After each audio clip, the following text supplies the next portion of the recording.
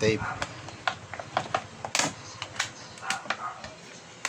Wow!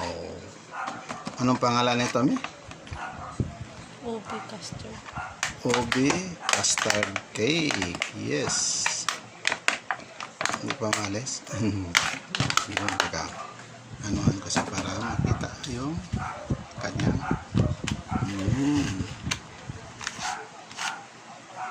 ayan na po ang ating Obi custard cake. Yummy, yummy.